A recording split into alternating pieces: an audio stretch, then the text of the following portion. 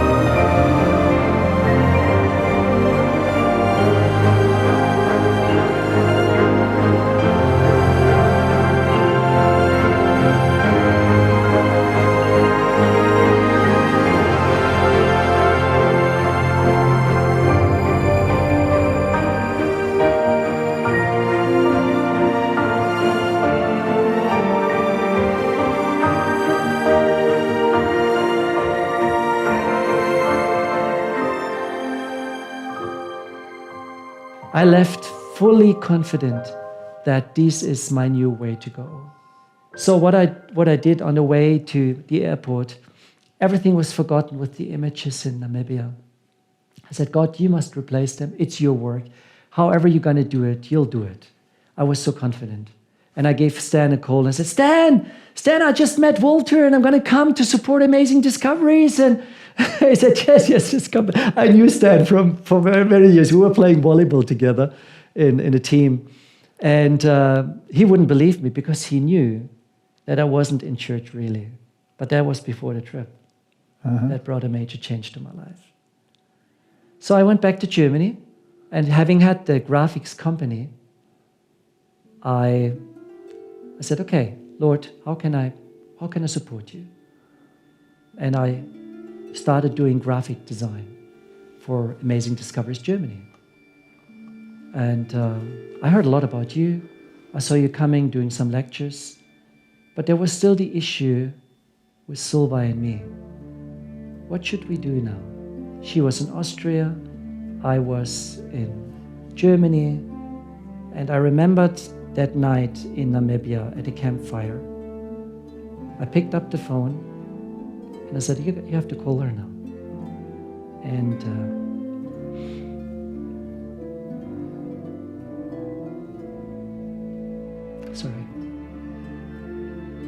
I said, how are we going to continue? And she said, if we're preparing for the end times, we have to be married. I said, oh, I don't want that. And she said, we have to. There's no other way. If you come back and you're not marrying me, we have to split. So I said, okay, we must do it. How are we going to do it? I don't know, but we'll come back and talk about that. So I went back.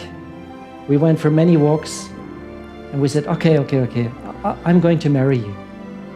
You know what? We're going to call the pastor somewhere in the US and we just go there. We don't tell the family. And then we're going to get married. She said, it's not a bad idea, but I don't think that's going to work. And lo and behold, it was the name Walter Veith coming up. And I said, should we call him? How should that work? Should we go to South Africa? And she said, no. We'll talk to him if he could marry us at one of his next campaigns in Europe. And so we gave you a call. We had your number. And you said, yes, I'll do it. You picked up and you said, yes. I looked at her and said, is that true? He's going to marry us? Yes. You were an ordained pastor. There was no problem whatsoever. But when? And then you said, talk to Stan when my next campaign will take place. And I'll come, we'll do it. And it was in Bludenz, Austria. Somewhere in the mountains. And it was in June. So we went to the official government thing. Yes, well, you have to have the official ceremony with the government stamp on it. Yeah. It was you and Petra and Stan and Sven, Solvay and me. And we went there. It was in Lindau, Bodensee. And then we went on to Bludenz, which is not too far off. It was a sunny day on the 20th of June. And on the 21st of June, it was pouring rain. There's just so much rain all over the place. And I had bought a lot of chairs for IKEA to have an outside wedding, but it didn't take place. It was a very comfortable, beautiful setting. And how did we do it? Well, you said, send me in your information about your life and about your history and so on. And we did that, you prepared. And it was in the midst of an evangelistic campaign. They called the Bludenz Serie. And in the morning, we had the wedding. It was a marvelous day. And you preaching with whatever Bible you had, and turning around a wine vessel and just put you... That, yes? Yeah. And it was marvelous. It was a great, great day. Only the stuff from Amazing Discovery was present. The whole team, none of her family, none of my family. And a dear friend of mine who came, he knew about that. He drove like 350 kilometers to be part of that wedding. So in the evening, you continued on with the... Now, the amazing thing is, we didn't really know each other. We had these short meetings, one in Australia, then in Europe, then in Africa. And every time there was just a short connection. But when we did the marriage ceremony, that brought about a stronger connection because now we were moving on to a personal level. Yeah. And from then onwards, God then inspired you and gave you the tools to go and do video of all that you had seen. You'd lost many of your images.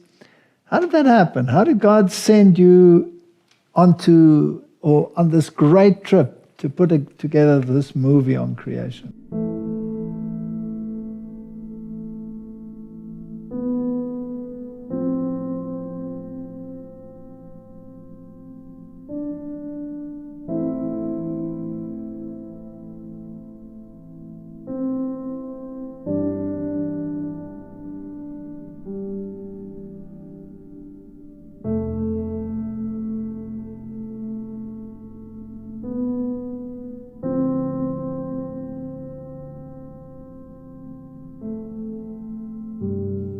Hard to believe really how it happened. Because once you saw the world and have photographed it and you know you can't use these images for a movie, animated thing.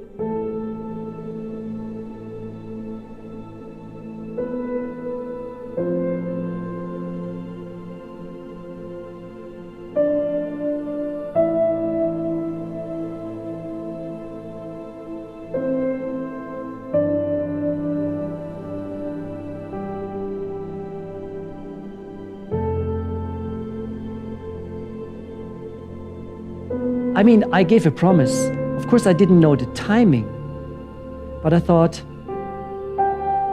I must go here and there and do some shots, and how I'm going to use a video camera. Is it any different than doing photography and all that? But God provided.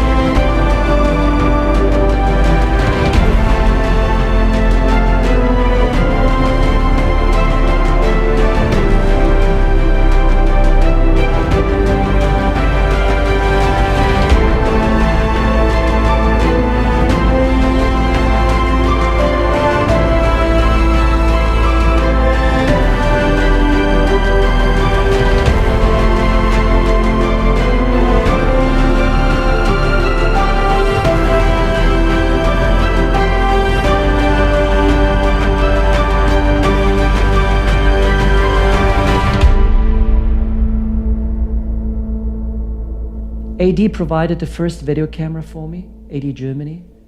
And I went on a trip. And it was like when we married in 2007 in June, I said to her, I'm going to travel a lot by God's grace to do what I have promised. I want to do that movie on creation. And I have never believed, but God just sent me around this earth several times. He provided the means. I was working still in the business, and everything ran just great. I made so much money that I would never really have to think about a creation movie. It was rolling well. And I went to so many wonderful places I have not been before doing photography. Now I was able to capture images. And I found there's places that are so attractive that they would perfectly fit into the creation movie. And I had an idea of how it should work.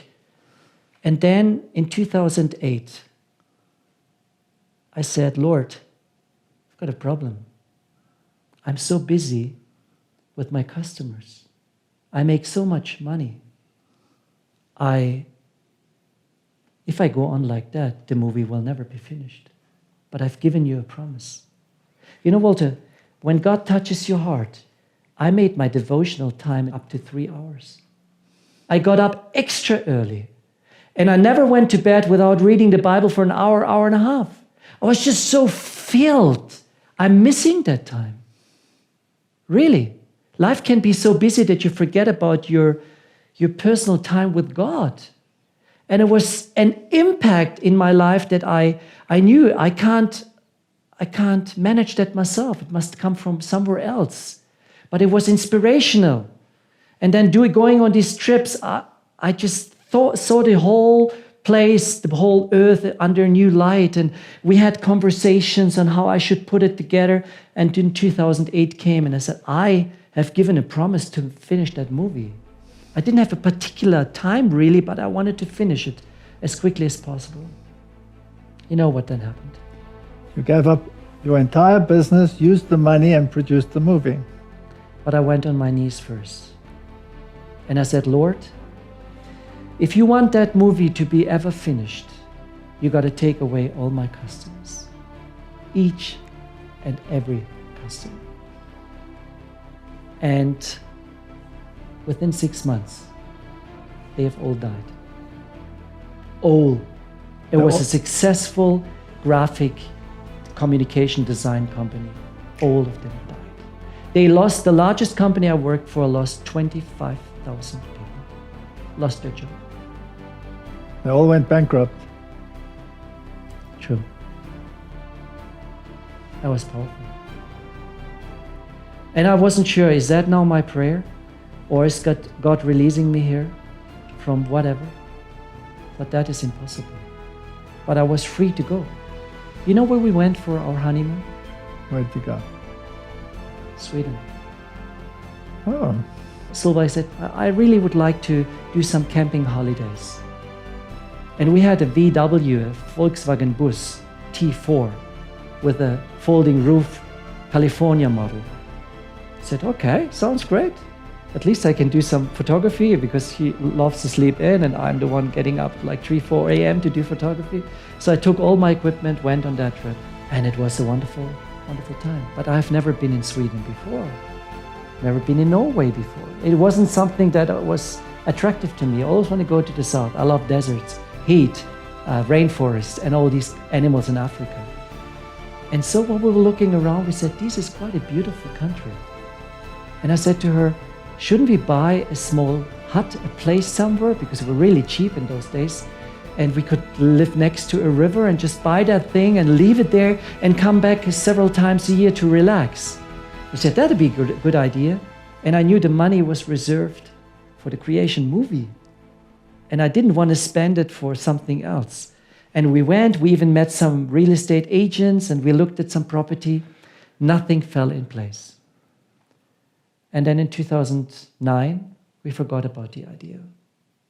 So in 2008, I was completely released. I worked with a person, Ilya Bonda, who was very well educated in editing. And he knew so many things on how to put the thing together.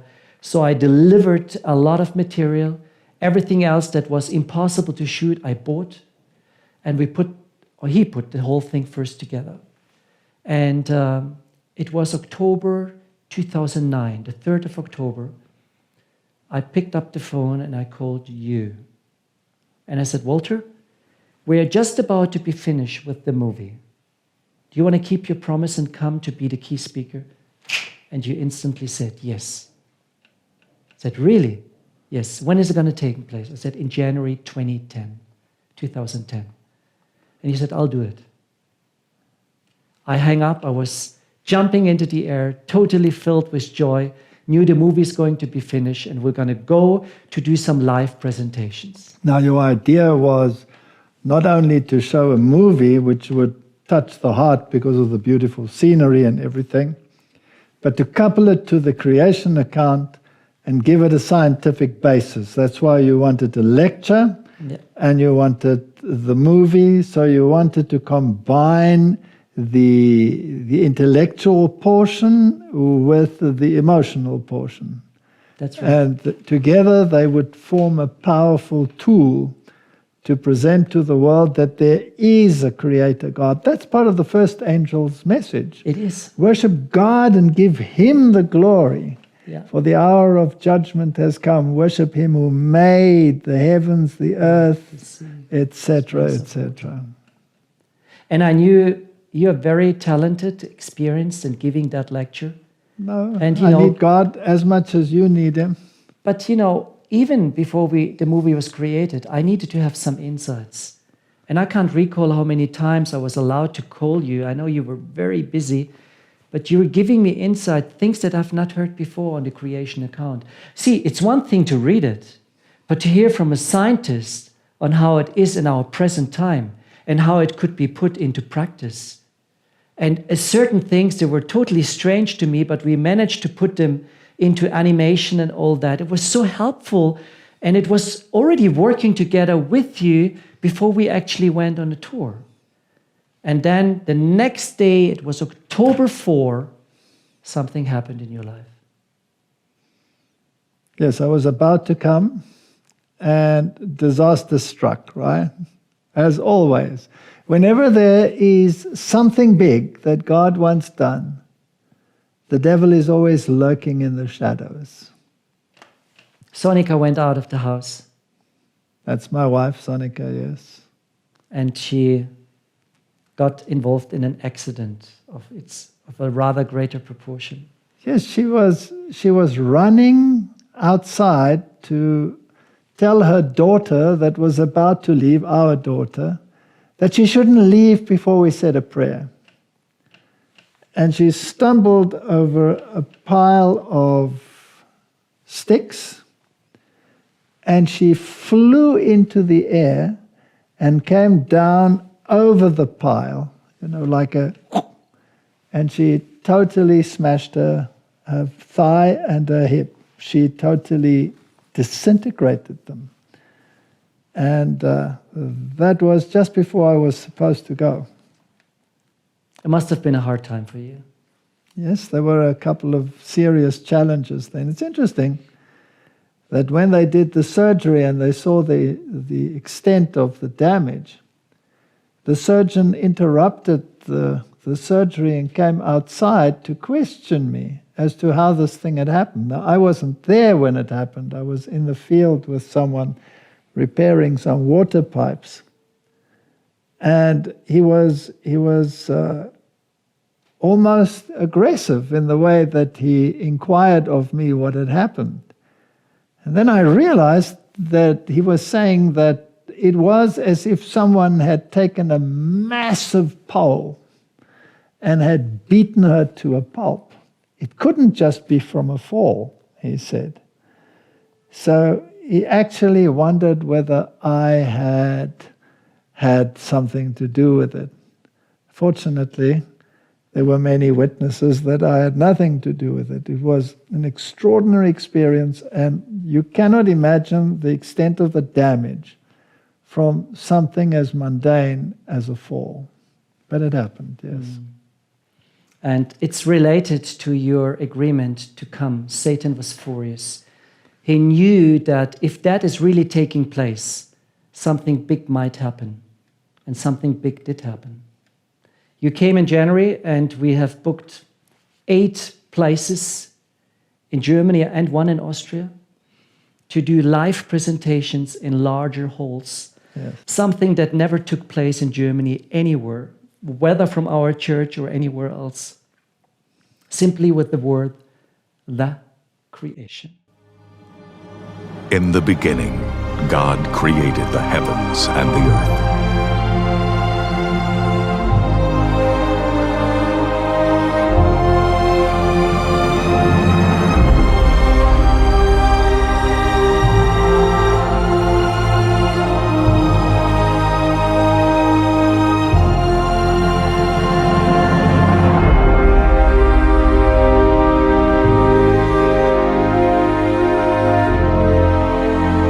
God saw all that he had made, and it was very good.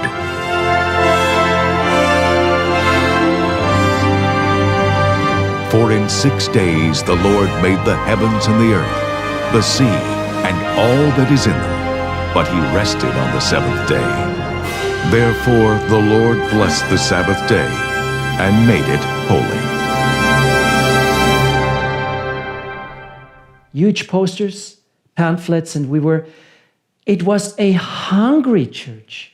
Whomever I called, and we only had these 8 presentations, and the people said, we would like to be in there. Say, well, we may continue in fall. But in January, you came, you had evangelistic outreach during the time, taking care of Sonica. She was almost paralyzed out there for like 3 months or so. It took her more than a year to be able to walk unaided, yes. Yeah. Everything you had to do during that time span. It must have been a really difficult time. Yes, and we had to find people to take care of her because she couldn't do things by herself. She couldn't move. Yeah. So, yes, it was challenging, but God opened the way. And fortunately, you and I are blessed with having wives that understand the need for this special outreach, so that they understand that it takes a sacrifice often. You have to put your personal comforts aside. But the blessing that you receive out of actually answering the call far outweighs any inconvenience that you might have had, or sorrow or pain. Yeah, absolutely true. And then a big thing started. And I did not know what's going to come. I think looking back, even for you, it was an overwhelming experience. It was very big, yes. It was one of the most powerful entering wedges that we had for a long, long time. You just said the first angel's message. If it's going to be proclaimed boldly, it must have an effect, right? Yes, absolutely. Honor him who made heaven and earth. And we wanted to do that fully heartedly, not knowing I wasn't experienced in that field at all. In the company you do communication. But for me, it was a difference. Speaking before these managers or customers and all that, you would speak about creative ideas to support their field, to make their goods looking good, whatever. But it's here to do something to honor God. It really moved me often to tears. I don't know, I didn't recognize myself, and sometimes even shivering, saying, oh, how am I going to do that? Am I worthy enough? God, are you really allowing that to happen? Well, what happened? First night, presentation opened, and we were just putting up the whole technique. You know what we forgot? To pray. You know what happened? The table broke down and the computer fell. Remember? Yes. And I've got a very good friend who I traveled to 9 different countries, 3 or 4 continents. And that night he said, you know what I liked? He's still an atheist, sort of. He said to me, Henry, when that professor at that very moment took control over the first thing you said, and it was very powerful to him, scanning the situation. You turned around and spoke to everyone and said, we have forgotten to pray before we started. It was the last time we haven't prayed. And you prayed, we put out the computer and it ran. It was the main data on that computer. It was risky to do it with an SSD drive external. Everything worked fine, the presentation data. 650 to 680 people in a hall of 750. But it was just the beginning. Every other place, 7 to go, was so packed that we couldn't fit in a single soul. And sometimes they were standing around the edges, and sometimes that broke the law because only a certain number of people were allowed. Hanging in the curtains, wanted to watch the movie. People were laying underneath the screen of a 6, 8, or 10 meter screen, depending on the hole size we had, laying underneath and looking up the screen, barely saw anything, just wanted to be part of it. And the people of the halls, the ones that were the overseers, they said, this will never fill a hall. No. There'll be nobody here. But they caused traffic jams. People, they had to get the police to organize the traffic to get the people in there. That's it. And then you had your protesters. Oh, yeah. And you had those people that were anti-creation, and they would come in and they would shout at us, and they would scream and say that this should be forbidden, there's no such thing as God, and everything is evolution, and the city should never have allowed you to speak here, and they wanted to take us to court, and it was chaos, but the people, they came. They came. And we made an estimate that was more than 65% of all the people coming were non-Adventists. We reached out to 10,000 people in that first stretch of 8 presentations. And I remember little Austria, one place. It was during the time of the carnival, organized with all the setup already for that cruel festival. Anyhow, we put up the screen, went in there, and we said, how many people you have? How many people can fit in here? And he said 750. I said, okay. And he looked at me and said, you'll never fill it. So at about 6:30, I looked at my watch, 6:30, and I looked into the hall. It was packed. 750 people were in there, and I looked outside and I saw cars coming. And then he was running towards me and he said, what's going on? I said, you tell me. So what's going on? I've never seen that before. At 7 o'clock, they closed the door. The fire department came to lock the door. We had a traffic jam out there. And I looked around and he made a calculation. 1,250 people were in the hall. That was 500 people beyond what he was allowed to do. He said, I'm going to lose my job. I'm going to get in trouble. Now, these words I have heard before. And then someone came and he said, it's almost like the latter rain. The people are coming and we don't know where to put them. They're yearning for the message. It was amazing. That was amazing. We went from stage to stage, from place to place, and had 10,000 viewers after 8 presentations. That was big. And I remember when we said goodbye to one another, that last prayer, you poured out your heart and you said, Lord, thank you. I did not believe anything like that could ever happen in Germany. And you left for South Africa. And then we said, what are we going to do now? Walter is gone, no live speaker. What should we do? And we just said, we continue on. We've got his recordings. He's not there live, but does it really make a difference? Well, it does, because Q&As afterwards are very important to interact with the people. But we somehow felt that we needed to jump into your position, at least to explain some of the question. We don't have the knowledge, we are not a professor, we're not educated in that field, but we can argument with the Bible. And it gives us a lot of power. And we did. So we went and organized 28 presentations throughout Germany.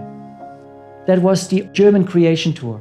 It followed up by the Swiss creation tour, by the Austrian creation tour, by the Netherlands creation tour, by the Spanish creation tour. It did it in Italy. It was just everywhere. And it was at the end of 2010 You were gone since January and haven't returned because we were so busy with amazing discoveries to do that tour. 35,000 people came. Every place was packed. And TV stations came. Pastors and what do you call them? Yeah, pastors possibly. Preachers from other denominations came. They've never heard things like that. I could tell you story after story on experiences we made. One sticks out. It was a hall in Bremen. 500 people should have been in there. And about 2 days before the presentation, the guy who organized the stuff, he said, Henry, I don't think, Ralf Petruska was his name, I don't think the hall will be enough. I said, why? Because during the time we were sharing the flyers and the folders and the posters, people came to smash them, cut them in pieces. And for me, that's an indication of there's some riot going on. It seems it's going to be a larger evening than 500. When there is a war and Satan is angry, then you must know that God is at work. Absolutely. He sees something behind the scenes that other people don't see. We can't. And it was true. Many hundreds and thousands of posters were replaced and put into the garbage bin. Flyers were rejected. But you know what, Walter? We shared more than 1 million flyers. 1 million. Every single place that we went to received between 20 and 30,000 flyers. And every flyer carried the message of God. So far above more people knew about the creation. The website exploded by the many hits that were there. And so Bremen, 2 days before the presentation, he decided we're going to get the larger hall within the building. 1,250 people capacity. What happened? It was packed. It was packed. How would he? It wasn't a sale of a ticket. He could get orientation. Oh, we've sold 400 tickets or so. It was all for free. Free entrance. You can freely come, you can freely go. But there were no ticket sales. And he still had the impression he should take the larger hall. And I'm glad he did. 1,250 people came. The other denominations and the rites, they were just, insane. And I said, Lord, that is an indication that the message is rocking the people, shaking them.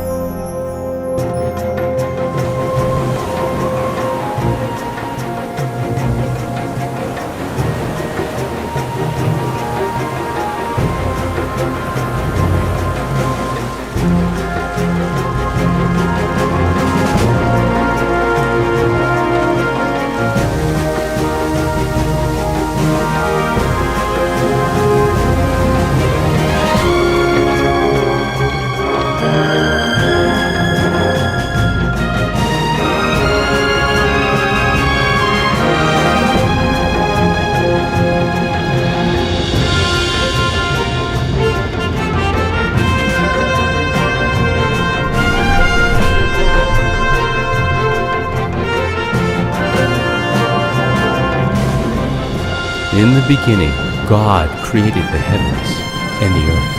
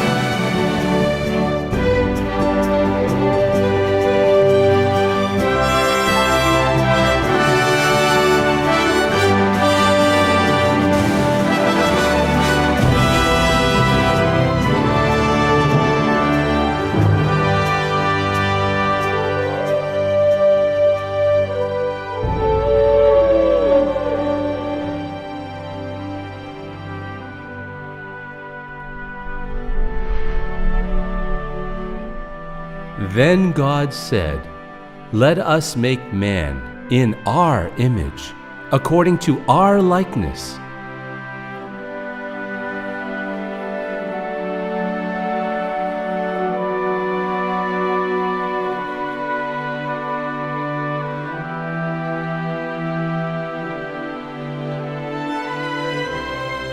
And God said to them, "Be fruitful and multiply, fill the earth and subdue it."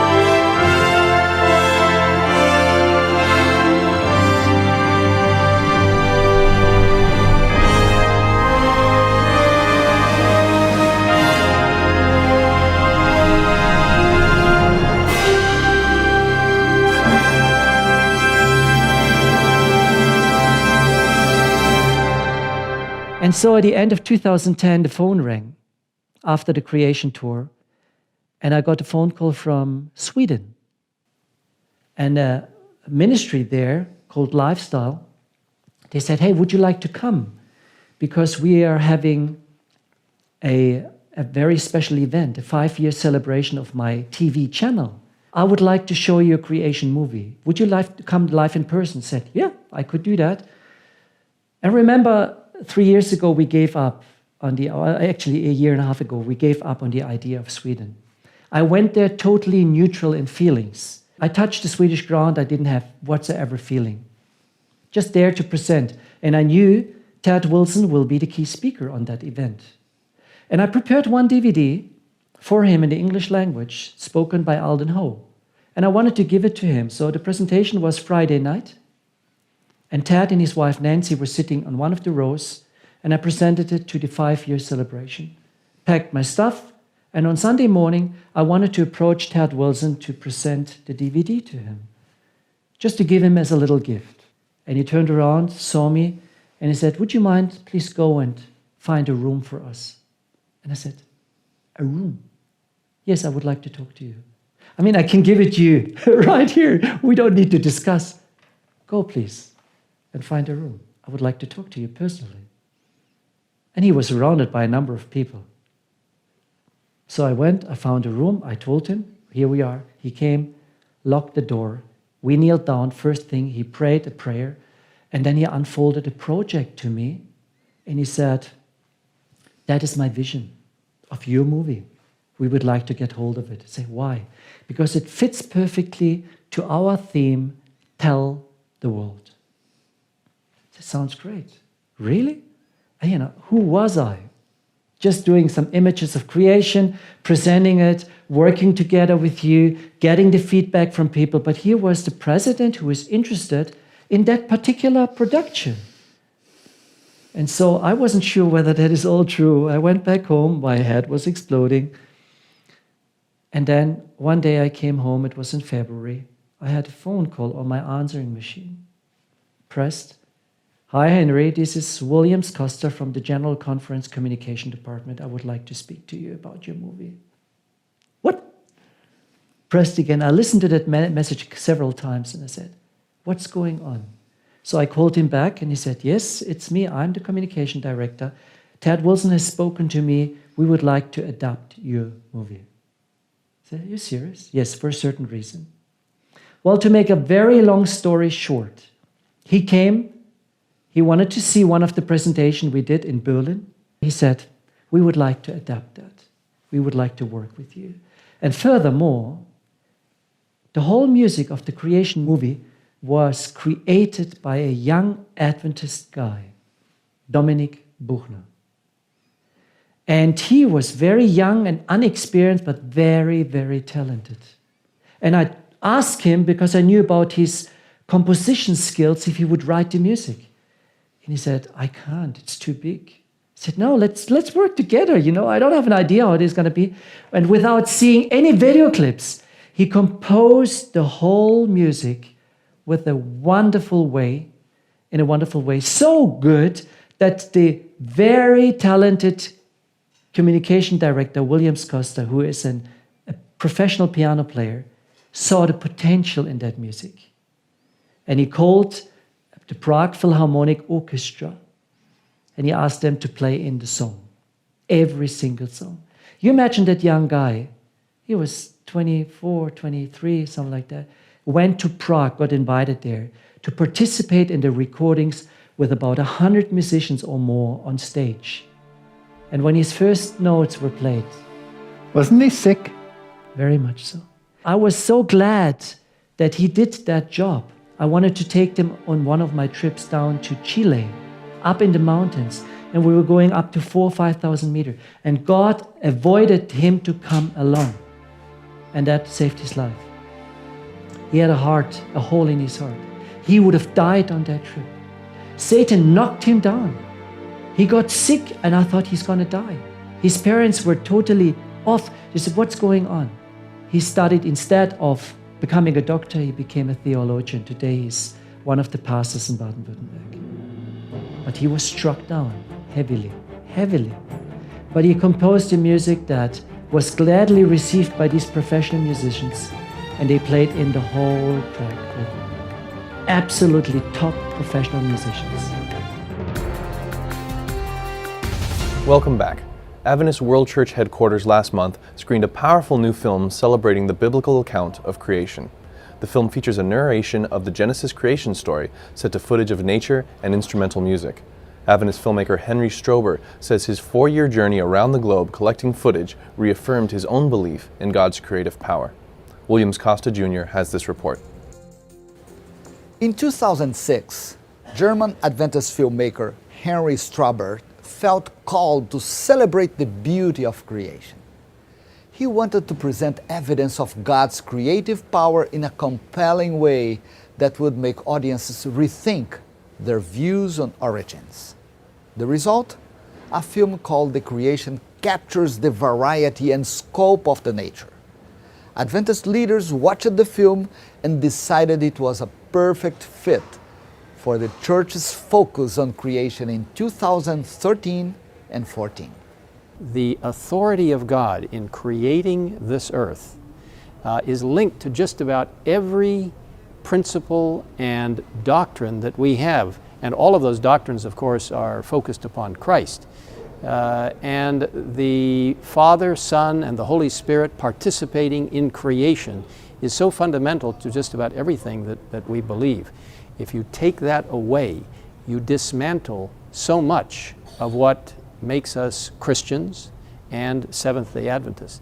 And this film is going to underscore in such a powerful way the dramatic creation that God accomplished in 6 days and then capped it with the seventh-day Sabbath. Stober was working for an advertising firm when he first started working on the film Creation.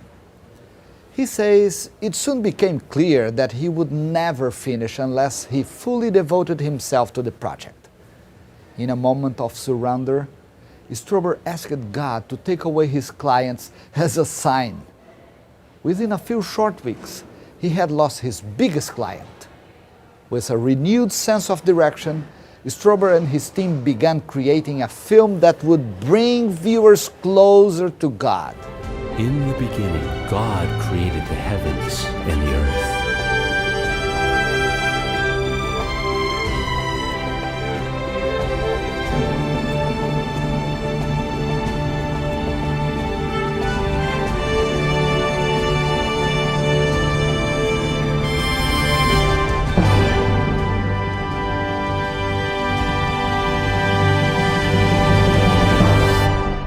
Stober spent 4 years collecting 100 hours of high-definition footage and more than 100,000 photos from 5 continents. Stober and his team edited those images to illustrate the 6 days of creation recorded in the Bible. Music composed by Adventist musician Dominic Buchner and performed by the Czech Philharmonic Orchestra tied the story together.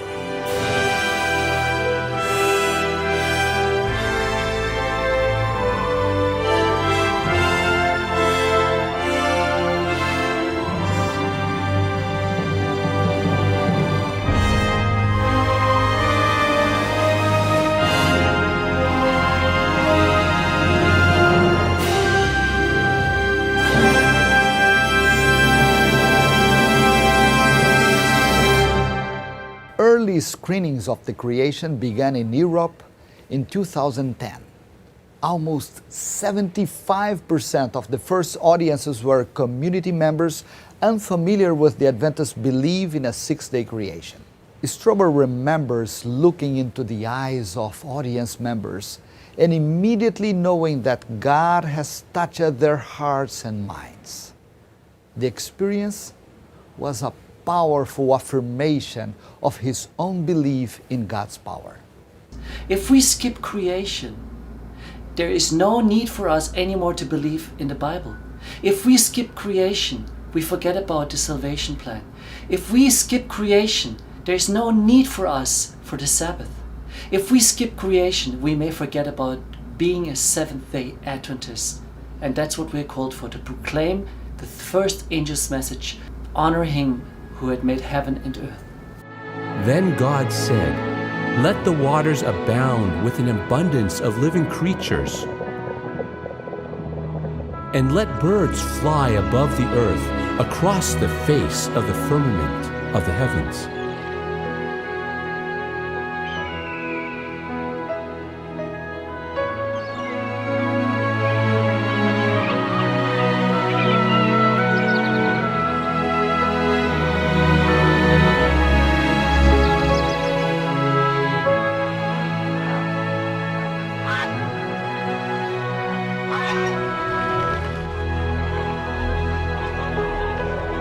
Adventist leaders are expected to officially release the creation for worldwide distribution this year. At the same time, plans are in place to dub the film in languages spoken around the world and make it available for local screenings. People around the world are going to be absolutely thrilled to have an affirmation of this creation. And not only that, people who have never really thought about creation in a dynamic way are going to be attracted to this precious truth that helps us to see that God was, is, and always will be. He is our Creator, our Redeemer, and our soon-coming King. And the film helps us to know that.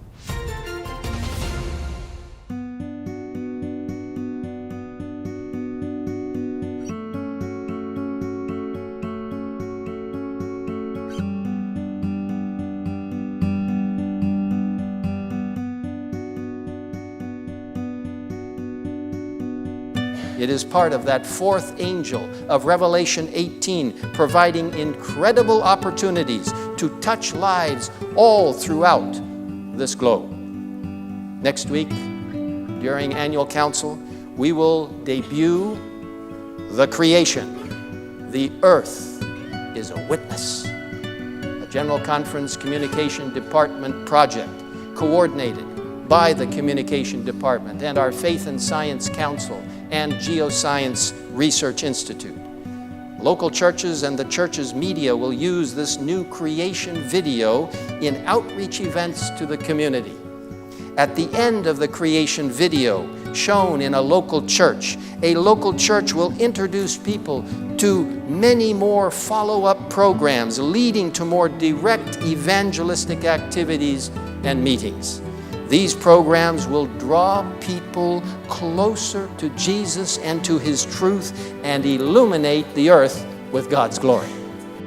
And I said to the General Conference, I have started working in this movie with Professor Walter Veith. And I'm going to continue to do that. And they said, fine to us, no problem. But we would like to add a few more scientists to it. I said, yeah, go ahead. Makes it more colorful. The music, the images, and the message of the biblical record of creation has such conversion power, it will help many people. Professor Veith, 35 minutes of a recording, and then 1 hour of a movie. Makes an hour-and-a-half program, and the people went home. The brains were filled, and the hearts were filled. And both together made an impact on the people.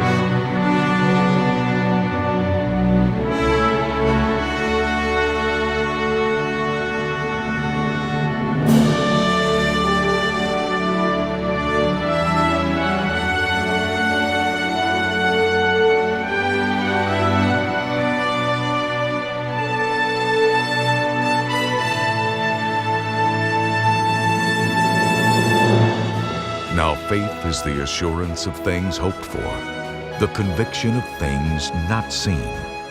By faith, we understand that the worlds were prepared by the Word of God, so that what is seen was not made out of things which are visible.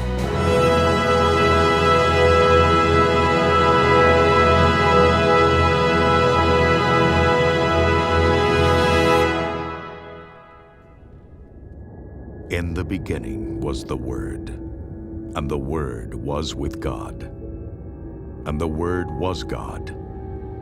He was in the beginning with God. All things came into being through Him, and apart from Him, nothing came into being that has come into being.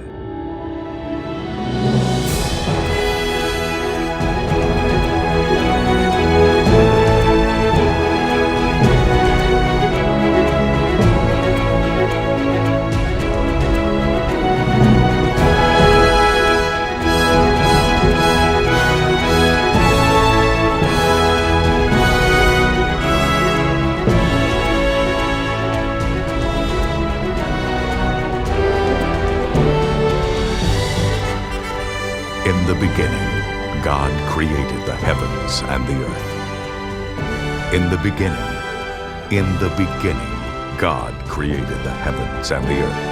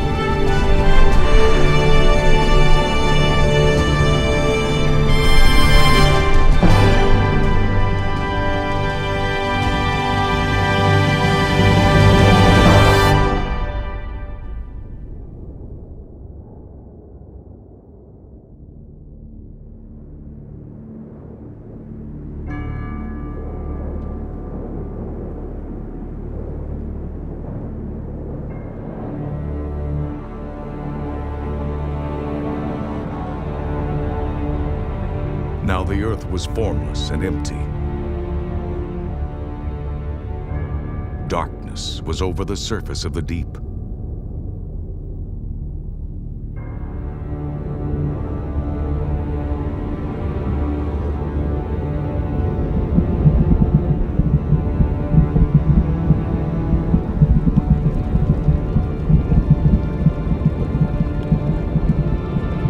And the Spirit of God was hovering over the waters.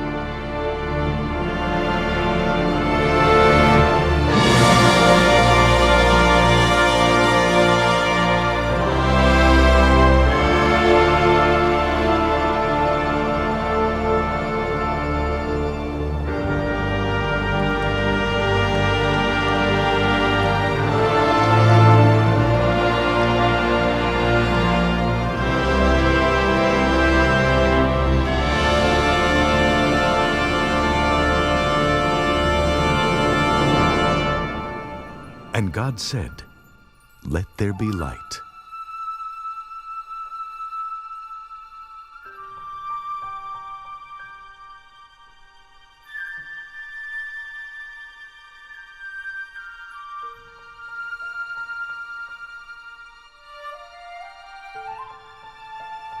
And there was light.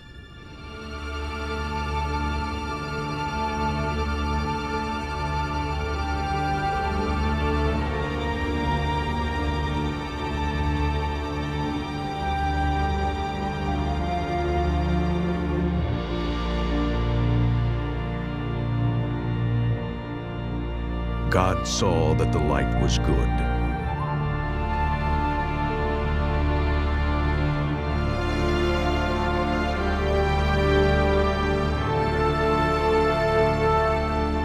And He separated the light from the darkness.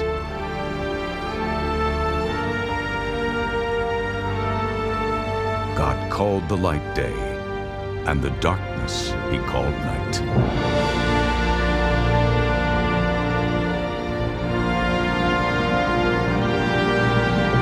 And And there was evening, and there was morning, the first day.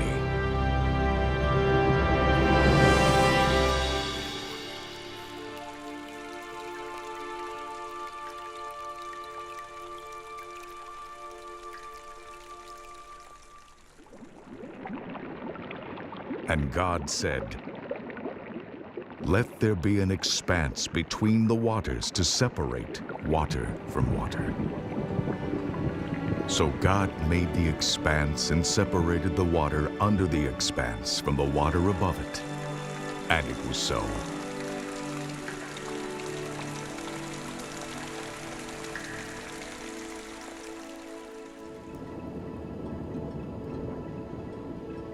God called the expanse sky.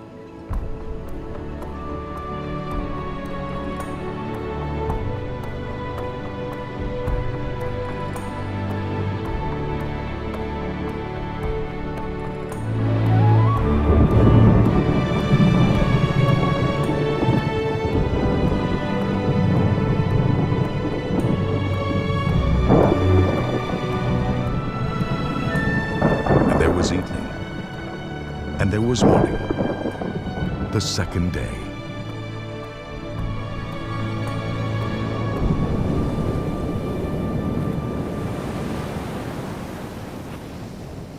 And God said, "Let the water under the sky be gathered to one place."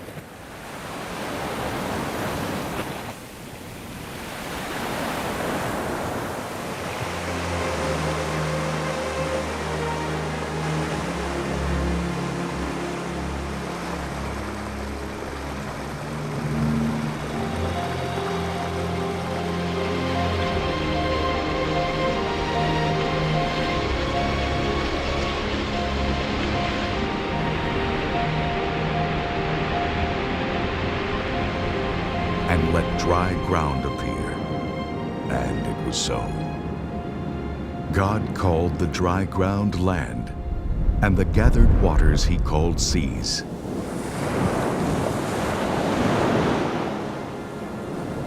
And God saw that it was good. Then God said, "Let the land produce vegetation, seed-bearing plants and trees on the land that bear fruit with seed in it, according to their various kinds." And it was so.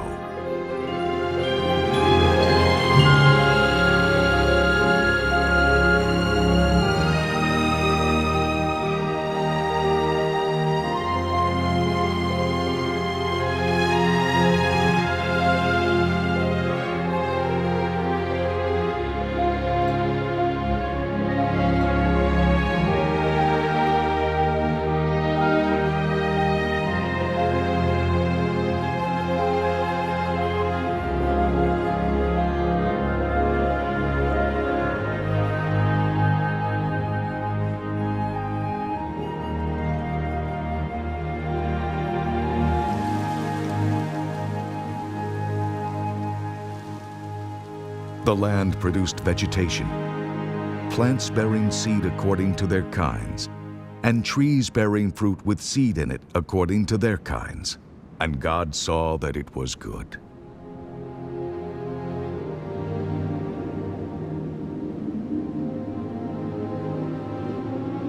And there was evening, and there was morning, the third day.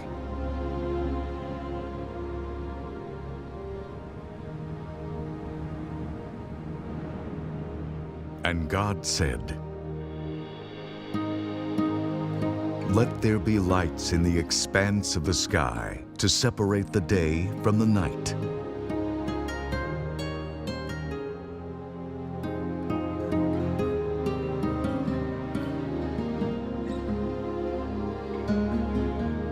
And let them serve as signs to mark seasons and days and years.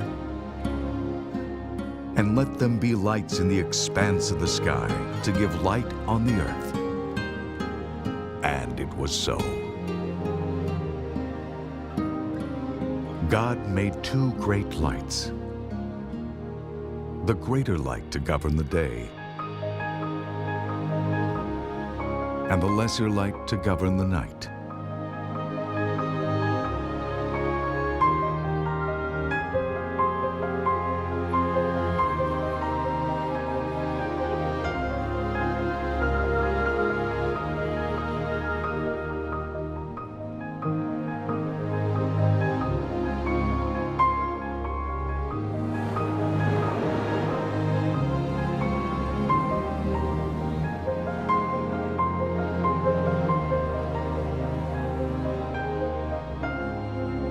He also made the stars.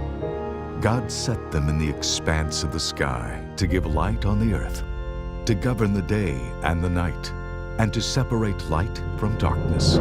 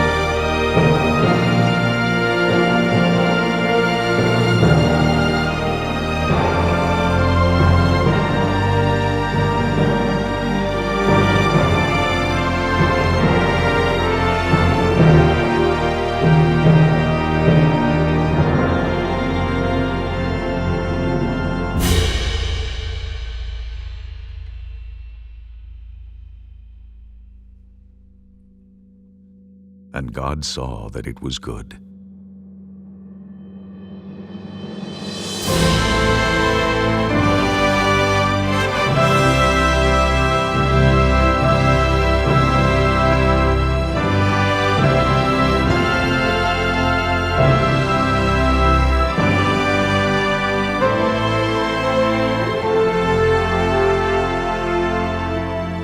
And there was evening, and there was morning, the fourth day.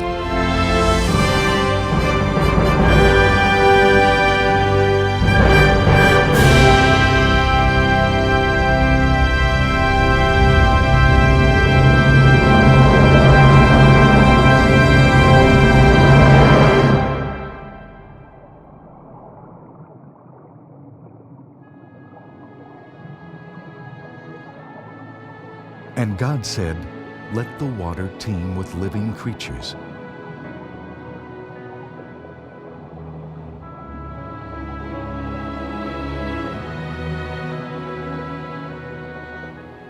And let birds fly above the earth across the expanse of the sky.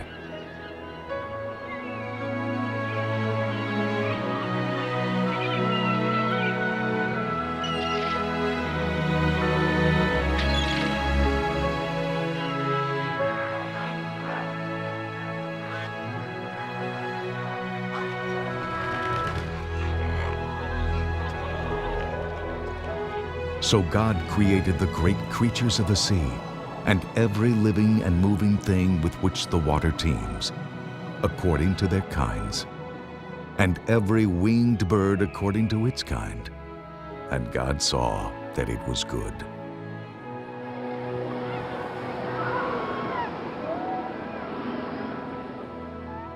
God blessed them and said, "Be fruitful and increase in number, and fill the water in the seas, and let the birds increase on the earth."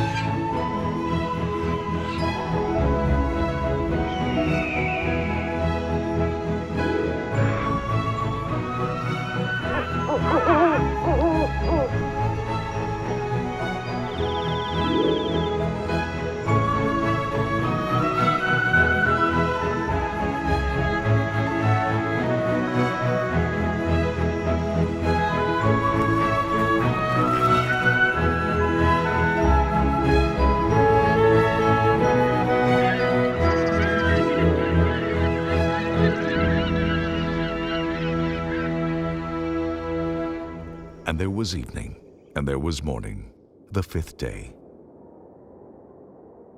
And God said, "Let the land produce living creatures according to their kinds, livestock, creatures that move along the ground, and wild animals, each according to its kind. And it was so.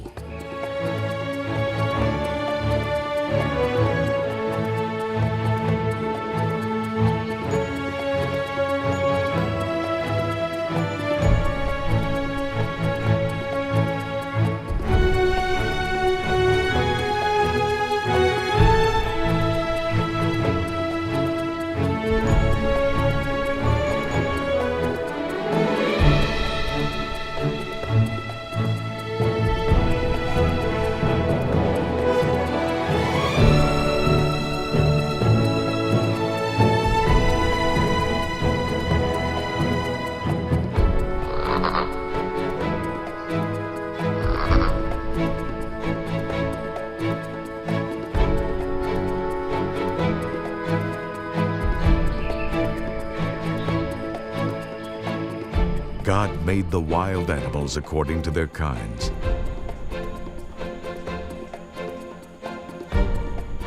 the livestock according to their kinds, and all the creatures that move along the ground according to their kinds. And God saw that it was good.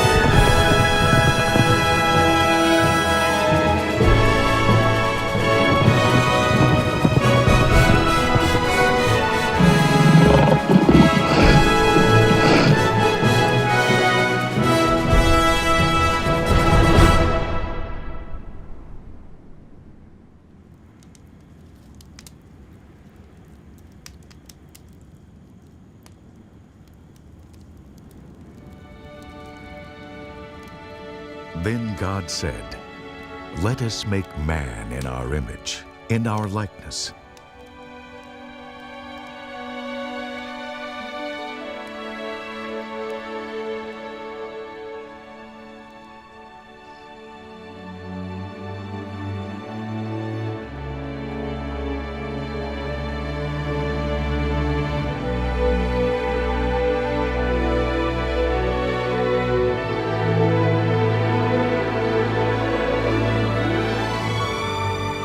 The Lord God formed the man from the dust of the ground.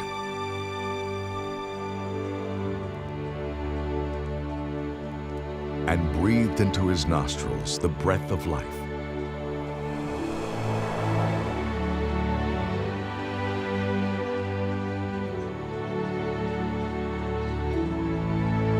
And the man became a living being.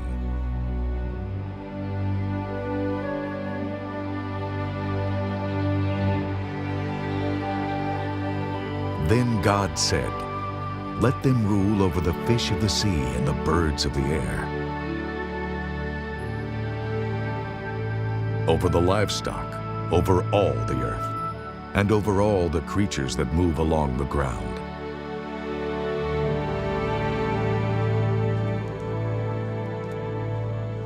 So God created man in his own image. In the image of God, he created him. Male and female, he created them.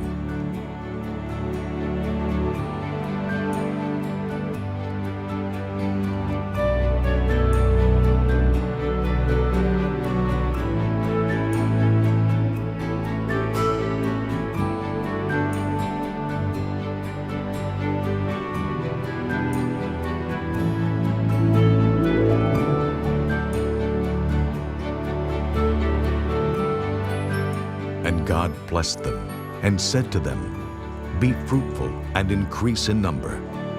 Fill the earth and subdue it. Rule over the fish of the sea and the birds of the air, and over every living creature that moves on the ground."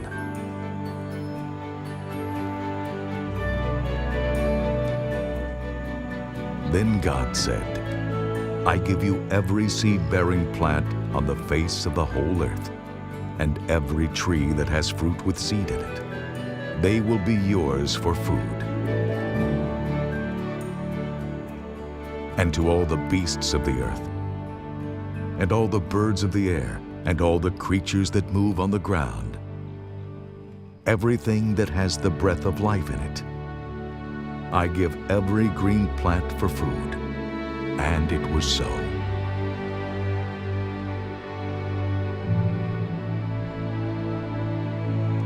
God saw all that he had made, and it was very good.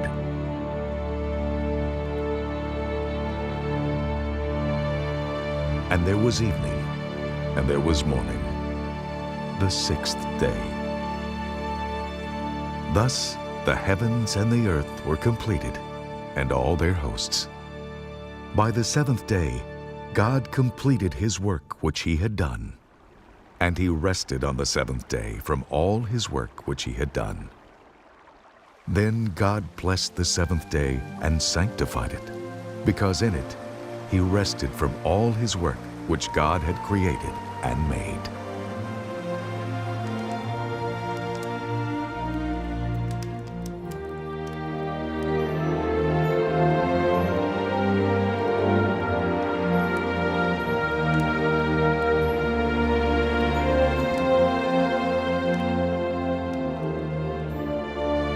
Remember the Sabbath day by keeping it holy.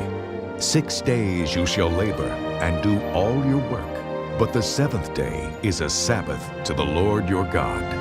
On it you shall not do any work, neither you, nor your son or daughter, nor your manservant or maidservant, nor your animals, nor the alien within your gates. For in 6 days the Lord made the heavens and the earth, the sea, and all that is in them, but he rested on the seventh day. Therefore the Lord blessed the Sabbath day and made it holy.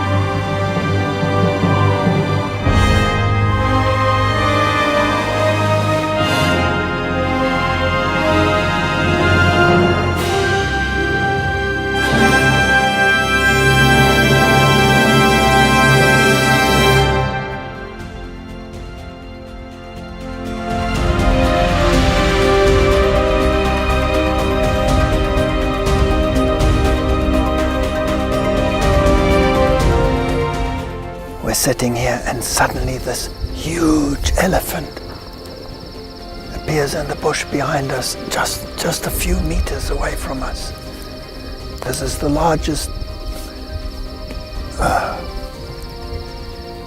largest animal in Africa. It is well known for its aggression. It has killed many people.